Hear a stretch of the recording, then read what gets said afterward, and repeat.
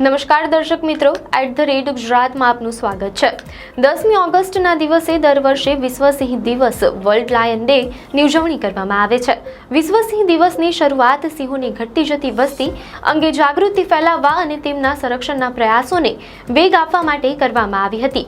આ દિવસની શરૂઆત 2013માં નેશનલ જિયોગ્રાફિકના ફિલ્મ નિર્માતાઓ અને સંરક્ષણવાદીઓએ ડેરેક અને બેવરલી જુબર્ટ દ્વારા કરવામાં આવી હતી।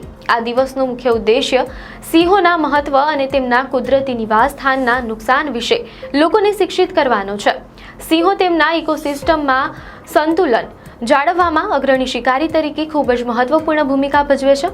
આ દિવસ વિશ્વભરના લોકોને સિંહોના સંરક્ષણ માટે ભંડોળ એકત્ર કરવા, જાગૃતિ ફેલાવવા અને સંસ્થાકીય પ્રયાસોમાં સહકાર આપવા પ્રોત્સાહિત કરે છે। ભારતમાં એશિયાટિક સિંહોનું એકમાત્ર કુદરતી નિવાસસ્થાન ગુજરાતના ગીર જંગલો છે।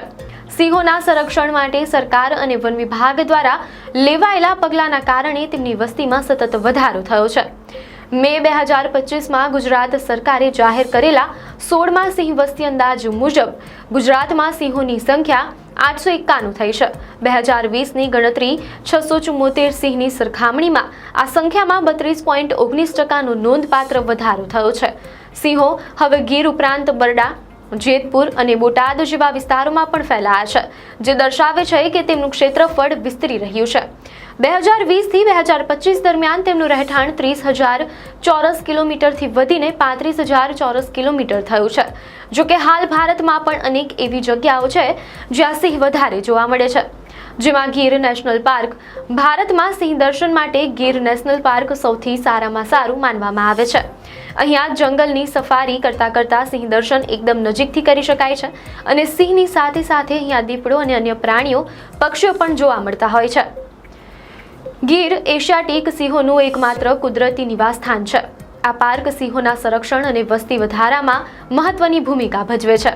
રાજસ્થાનના સવાઈ માધોપુર જિલ્લામાં આવેલા દેવરિયા પાર્ક વિશે વાત કરીએ તો દેવરિયા પાર્ક રણથંભોર નેશનલ પાર્કનો એક ભાગ છે, જે સિંહોના દર્શન માટે જાણીતો છે।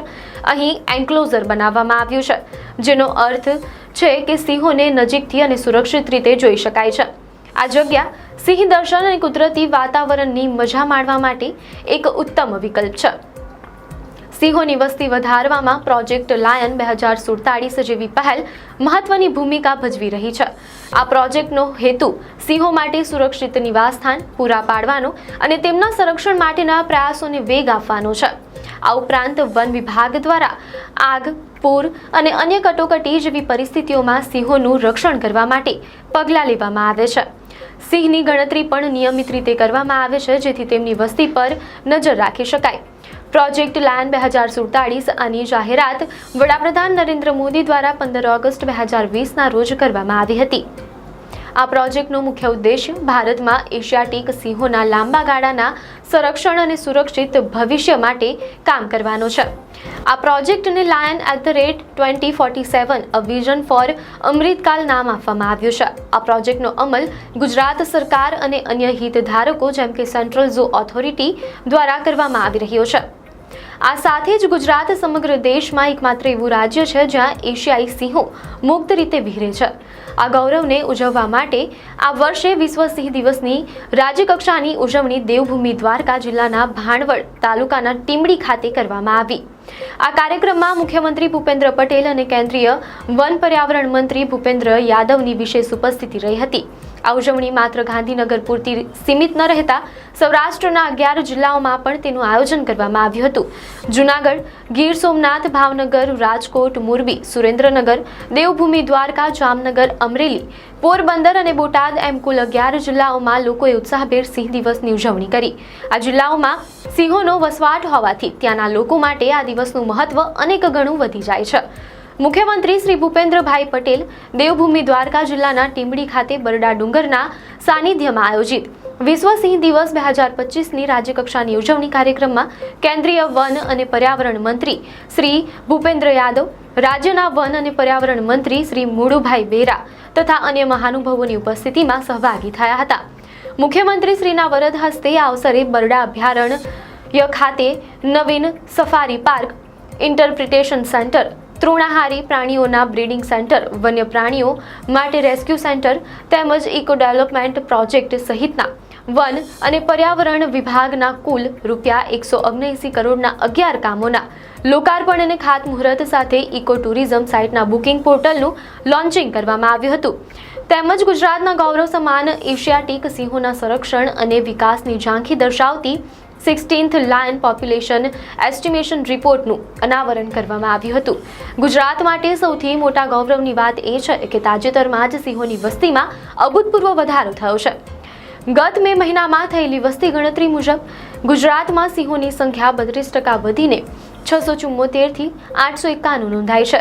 આંકડો માત્ર સંખ્યા નથી, પરંતુ ગુજરાત સરકાર, વન વિભાગ અને સ્થાનિક લોકોના સહિયારા પ્રયાસોનું પરિણામ છે. આ વધારો એ વાતનો સ્પષ્ટ સંકેત છે કે સિંહોના સંરક્ષણ માટેની વ્યૂહરચનાઓ સફળ થઈ રહી છે. પ્રોજેક્ટ લાયન 2047 જેવી પહેલ સિંહોના સુરક્ષિત ભવિષ્ય માટે અત્યંત મહત્વની સાબિત થઈ છે. સિંહો માત્ર ગુજરાતના કુદરતી વારસાનો ભાગ નથી, પરંતુ રાજ્યના પ્રવાસન ઉદ્યોગ માટે પણ કરોડરજ્જુ સમાન છે. વર્ષ 2007થી 8થી લઈને 2024થી 25 સુધીમાં ગીર અભયારણ્ય, દેવળિયા અને આંબરડીની મુલાકાતે 9 લાખથી વધુ પ્રવાસીઓ આવ્યા છે. આ પ્રવાસીઓને એશિયાઈ સિંહને કુદરતી વાતાવરણમાં જોવાની અદ્ભુત તક મળી છે. પ્રવાસનમાં વધારો થવાથી સ્થાનિક અર્થતંત્રને પણ મોટો ફાયદો થાય છે. હોટલો, રેસ્ટોરન્ટ્સ અને સ્થાનિક ગાઈડ્સના વ્યવસાયમાં સુધારો થયો છે, જેનાથી સ્થાનિક લોકોને રોજગારીની તક મળી છે. આ રીતે સિંહ સંરક્ષણ અને પ્રવાસન એકબીજાના પૂરક બનીને ગુજરાતના વિકાસમાં યોગદાન આપી રહ્યા છે. આપને માહિતી સારી લાગી હોય તો વિડીયોને લાઈક કરજો, ચેનલને સબસ્ક્રાઇબ કરજો.